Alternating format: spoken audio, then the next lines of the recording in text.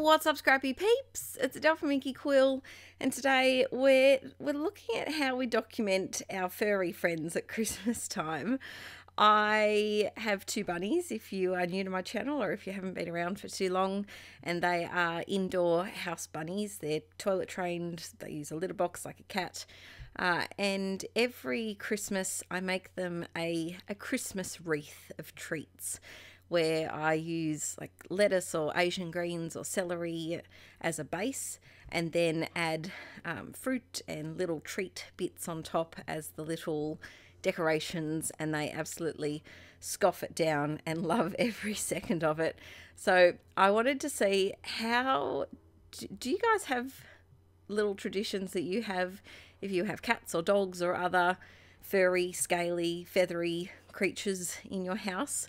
Because they are, they are part of the family, and especially before we started having children, they were like our children, and it's nice to include them in the celebrations.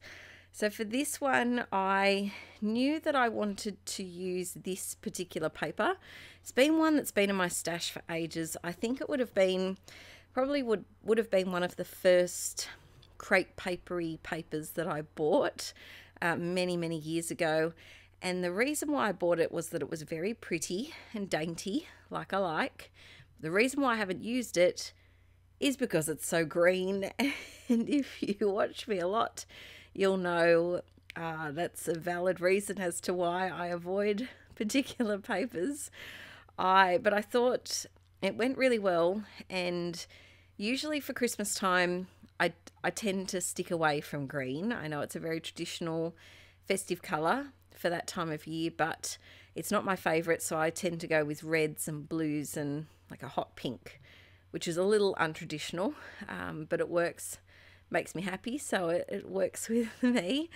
And I thought I might as well try one green layout for the festive season. So this is it.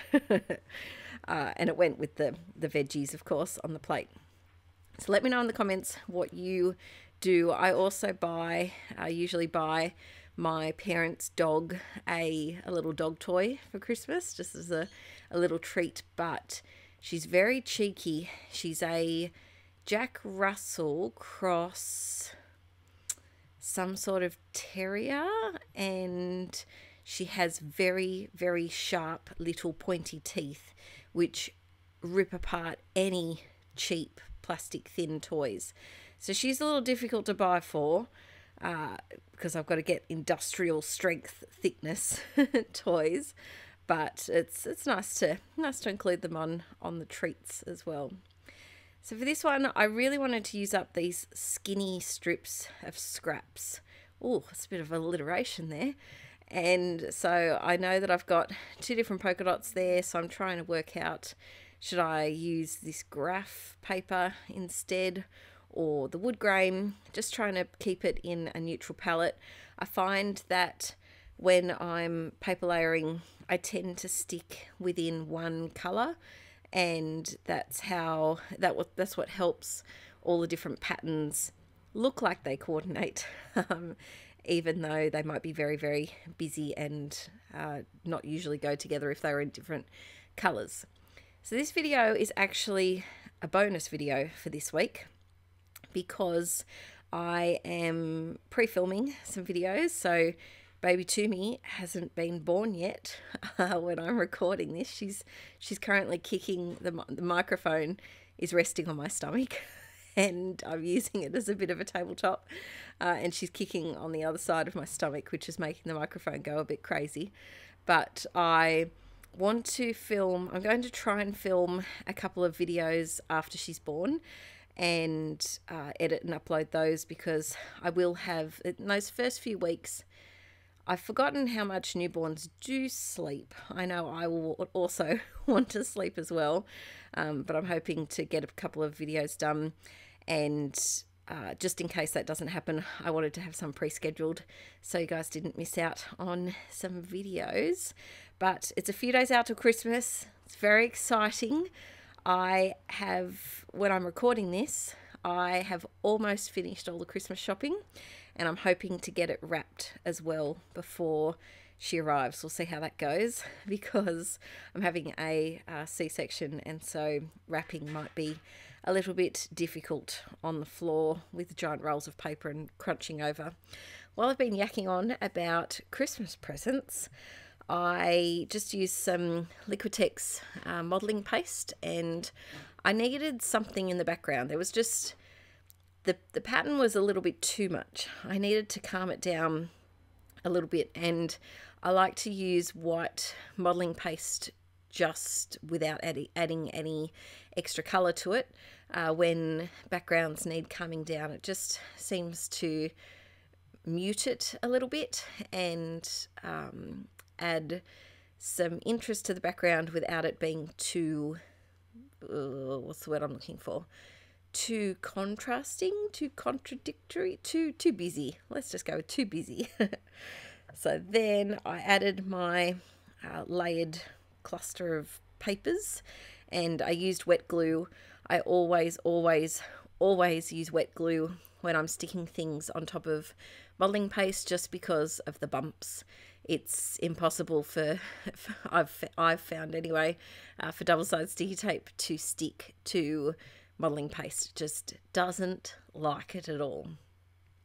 So I used that pink embellishment is a DIY embellishment I made over on Patreon using alcohol inks, and I had that sitting on my table, so I stuck that down, as well as some clear stickers from Cocoa Vanilla. And then I wanted to put my title, but it wasn't, like I said, the background was just too busy. So I grabbed some white gesso, and this is a little trick that I like to do if I'm putting a title on top of pattern paper.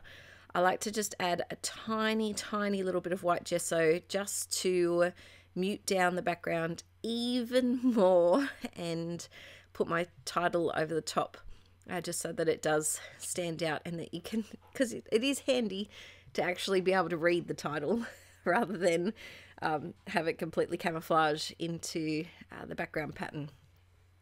I decided to call it Xmas Treats because Christmas, the word Christmas used too many letters, and these are some of my favourite thickers at the moment. I will admit, I have stopped using them for a little while because I have used a lot of them and I don't have too many of them left. I do get a bit frustrated with thickers that have capitals and lowercase in the same set. I would prefer all one or all the other, just because I find that it makes titles a little bit trickier. I think it's just the teacher in me likes to have, I don't think I could do a title that was higgledy-piggledy and have like a capital X, lowercase m, capital A, lowercase s. My brain couldn't do that. It's just the grammar police within me. I wouldn't be able to look at it.